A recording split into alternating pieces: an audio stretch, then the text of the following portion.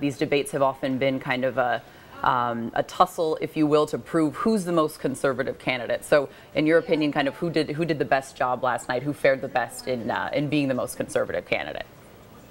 Yeah, it was another one of those shows, our 20th. We're going to miss them. This could be the last one for a while. I think clearly it was not the great night necessarily for Rick Santorum. Everybody from all sides kind of pecked at him and his record in the Senate. Everybody who's ever served in the Senate leaves behind a track record that they, in one way or the other, regret. And he cast a lot of votes for, big appropriations bills, contraceptive rules, various things that he had to explain. I think all in all, it did well for Mitt Romney. I think it's probably going to help him somewhat in Arizona and Michigan, the next two big races next Tuesday. Really, both of them being must-wins for him.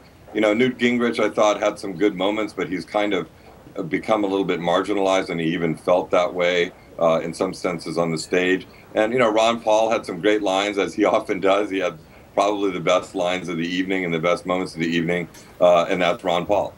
So there were a lot of sparks between Santorum and Romney.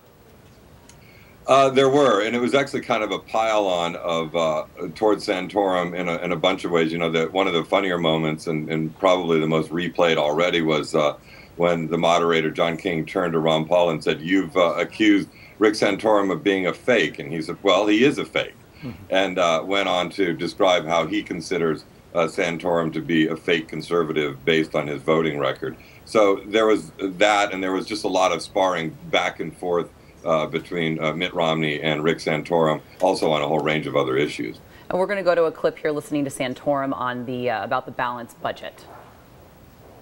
Yes, Governor, you balanced the budget for 4 years. You have a constitutional requirement to balance the budget in 4 years. No great shakes.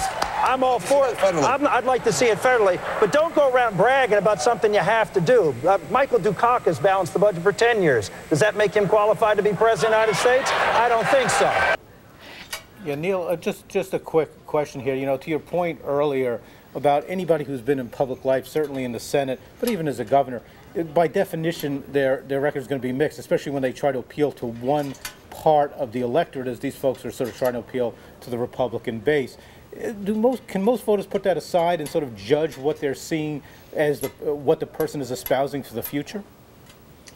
It's interesting. I've been out here in Wisconsin, actually looking more towards the general election. The Wisconsin primary is still more than a month away, and talking to Democrats, but also more when you talk to Republicans, it's amazed how turned off people have been in the end by this whole process. People have been entertained by these debates, but people are just not being moved very much by these four candidates, and you find that particularly strongly on the Republican side. And, if you look at a debate like that last night, it had its interesting moments. They were all sparring to see who could prove themselves the most conservative. But, the big issue of jobs was barely mentioned. It was very much fighting on kind of the margins of the party over sort of Republican orthodoxy. And, that's why Barack Obama and the folks in the White House are loving this whole campaign as it goes on, because they realize, and I think there's real evidence, that it's basically doing kind of gradual damage to whomever emerges as the eventual nominee. And Neil, on the screen here, we have the key races that are coming up. We see next week we've got Arizona and Michigan, and then March 3rd we have Washington State, and then of course March 6th, Super Tuesday. And I mean, in terms of you mentioned that this was the 20th and potentially the final debate. One thing I was interested in is just that 20 debates. That's a heck of a lot of debates for these guys to do. Have you seen the candidate style, debate style, change at all? Over time? Have they kind of adapted to some of the feedback they've gotten? Was this 20th debate different from the first debate in terms of their style? They've gotten a lot better, I think. I mean, I think Rick Santorum's style overall has really improved. I mean, you used the word Final Four. I think it has, like any kind of sporting event, the more you do it, the more you spar, the more you get in the ring, the better you get. And they've all gotten to just be a lot better in their style, I think. I thought that Mitt Romney last night was way better prepared. I thought that his attack lines he had down better. His defenses he had down a lot better. Santorum, with a much smaller shop and a much more undisciplined organization, I think was winging it a little bit more. That's also the case with Gingrich and Ron Paul. They kind of rely on just their innate abilities as sport boxers in the ring. But it's been a fascinating thing to watch in terms of the evolution of the style and how I think they've just gotten to be a lot better. It's really been probably the best series of debates we've had in recent times on the political front.